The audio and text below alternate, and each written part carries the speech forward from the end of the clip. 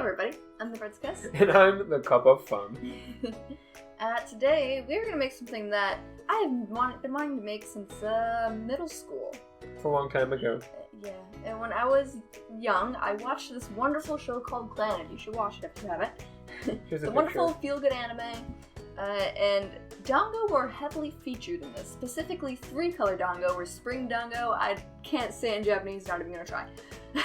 Look, Dango, Dango, Dango, all over the place. I'll put pictures there. Okay, so yeah, when I finished that show, I decided that I wanted to make some Dango. Well, here I am, 10 years later, ready to make some Dango. We're doing it. So today, we'll do just that. Let's get to it. Dango time. For Dango, you're going to want some glutenous rice flour and non-glutenous rice flour. Glutenous. One's glutenous rice flour, the other is a sweet rice flour. And then there's the sweet rice flour. Actually, it might have been the opposite. I lost track already. So glutenous rice flour is not very sweet, so if you use just glutenous, it won't be very sweet. That's no fun. So add sugar maybe? I don't know. Or just use sweet rice flour and do the blend. I mean, you still also add sugar. And sugar. They also sell pre-made Dango mixes. They do, apparently. I've heard they're not very sweet, but I've never done it, so you know, whatever. You do you. We're just gonna give these a good mix quick. Flour, flour, and sugar. Flour, flour, and sugar. And chemical X. Chemical X. Okay, sir, could you be my lovely assistant? I would love to. So we have hot water here, and we need to trickle it in slowly and mix it together. Now, how hot is hot water? You start mixing while I trickle. It didn't specify exactly how hot. It doesn't have to burn your fingers off or anything like that. Just, you know, get it nice and warm. So first up here, kind of clumpy. But once you get it all mixed together, it becomes not clumpy anymore. It takes a minute. So a lot of the research we did, people said to make it the consistency of an earlobe. Yeah, apparently that's the traditional way to describe it. I'm not sure how to take that. We'll see when we get it all mixed. Does that feel like an earlobe to you? I need a reference. That feels pretty earlobe-y, I would say. It's kind of... Yeah, I get that. Yeah, cool. A bit stickier than my earlobe, though. Okay, next, we need to divide it into 3 equal pieces, because 3-color Dango is 3 colors, so... Boy, let's get this silly bowl out of here. Pull this out onto the counter. Alright, we're gonna go ahead and try to get this to be somewhat consistent, so we can hopefully divide it nice and evenly. Close. Stick a little bit off that one. Equal. Alright, we got 3 pieces, so... Guys, there's some on my finger. I'm gonna eat it. That's interesting. Hopefully it tastes better when it's cooked, I guess. It's not bad. It's kind of gummy, like uncooked dough. Crazy thought. Get these heathens out of the way. Alright, so one of the colors is white, so we get to just put one off to the side. And we're just gonna try to keep this one nice and moist. We're just gonna put a paper towel over it. Put a blanket over it. Keep them covered while you're working with the other ones so they don't get different colors here. So I just remembered a thing. It says you can put water on your hands and it will prevent them from sticking. Just that? It's just in? That's all you have to say? I mean, I forgot to do it, but it's fine. So we got this nice looking bowl, and we have to make this red. And well, we don't feel like staining our counters red, so we're just gonna put this in a bowl and mix it up that way. We're renting. One little lime.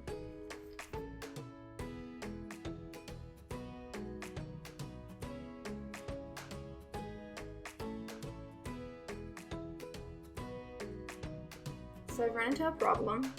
It's just really sticking to my hands. It's almost the color. We just have to make it consistent. The problem is I can't get it to not stick to my hands. So I'm just gonna add a tad one more Chico. Chico. Put a little on the side so we can add more as we want. Start by putting it on your hands. Try to. A little bit more error than trial in our situation. We have a pretty well mixed, nice pink mochi dough. We lost a little bit in that process to Ashlyn's sticky fingers. Hopefully not too much. So now we just roll it out, is that right? Yes, roll it out and we can make it 6 equal pieces. So she said 6 equal pieces. I think I'm going to make it 5 equal pieces because we lost so much. Where's the anchor over here? So I think if I go... Not quite what I want them to be. Good marks first. Measure twice, cut once, right?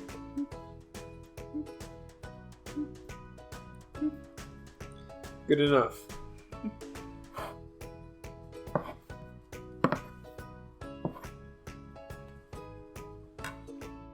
I'm just gonna take these and give them a nice roll. Pulling up the balls. There's Team Pink. Now it's my turn. Oh. I have taken away the mochi privileges from Ashlyn. And it's my... Oh, that's satisfying. Oh boy. It is satisfying. Look at that. Oh, well, Pink's on my hand still. It's okay. It's my turn, and I'm making the green parts.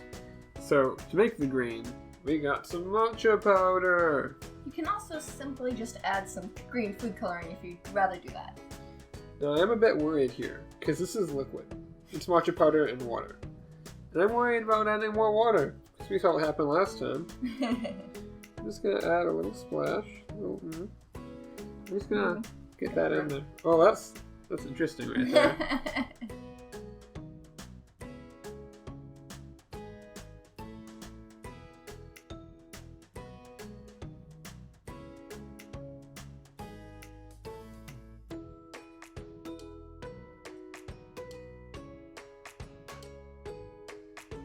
Decided it was a bit too sticky, added a little bit more rice flour. It's a bit whiter now, but I think this external layer of rice flour will help it not stick for now. And once we boil it in the future, spoilers, we're boiling it. Spoilers. The extra rice flour should come off and we'll be okay. This one's going to go into 6 equal spots, unlike the last one, because a lot less on my hands. So I'm just going to cheat. You ready for this? And much like the last guys, we're going to ball them all up, put them back on there. And of course, can't forget about this guy here. We also need to turn this white one into into 6 balls. I like Andres' method of cheating to make balls approximately the same size, so we're going to do that too. It's fine. I've been informed that we need 6 pieces, not 5. So I'm just going to cut a little bit off of each one to make it 5. It's fine. Ashlyn, this was your recipe.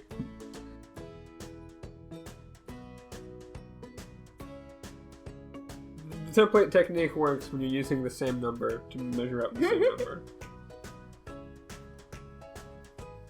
Can you put it with the pinks? Yeah, we don't have another bowl. Okay, so to cook these, you have to drop them in some boiling water. That's Okay. boiling, I swear. It was boiling a minute ago. Just make sure the water's boiling and you let it cook until they float, and then you give it about another minute, and that should do it.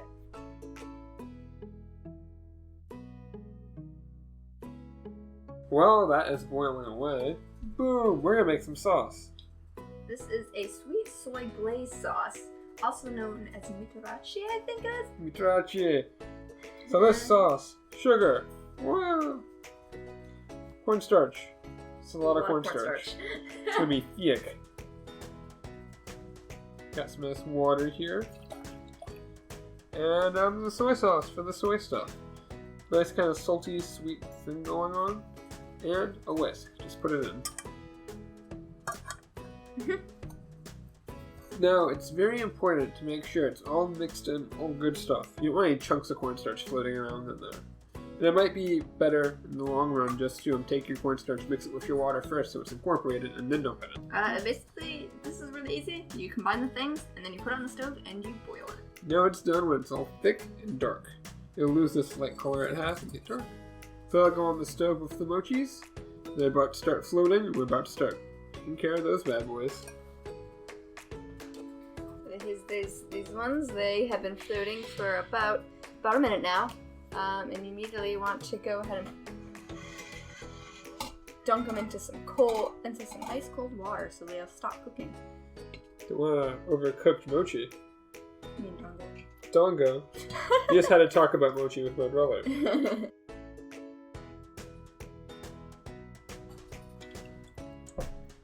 That's a Dango. Do you wanna stab these, Dango? Sure, let's do it. Let's stab away, my friend. Now that they've had their time out and a chance to chill, just gonna fish these bad boys out of the water. So Dango, we got the Dango. So there are different kinds of Dango, we guess. There's the beautiful rainbow spring Dango, and there's a not so springy Dango. Oh, these are interesting textured. Traditional Dango is going to be just 3 white guys. Boop, boop. I mean, they're both traditional, but this is the not springy one. Yeah, that's one. Boom. 3 white guys, and they get the glaze, which is cool.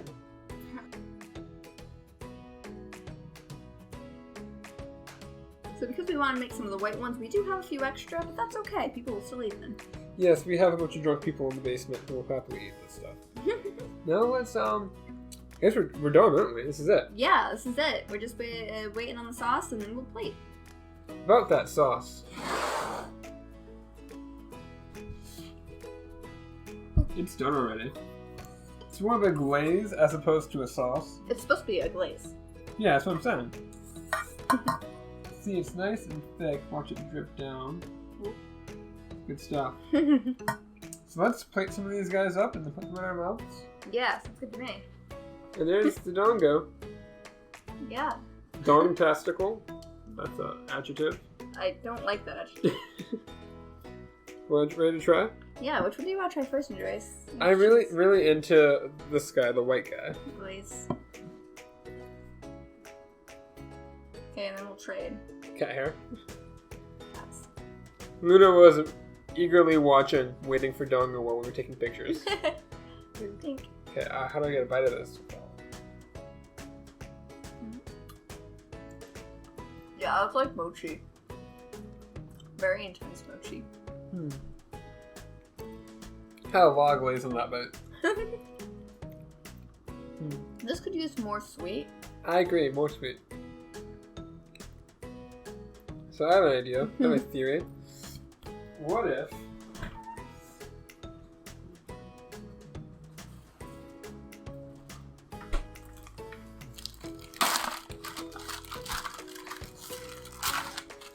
red bean paste from when we made mochi that one time. I'm just gonna put some on here. Boom. Okay.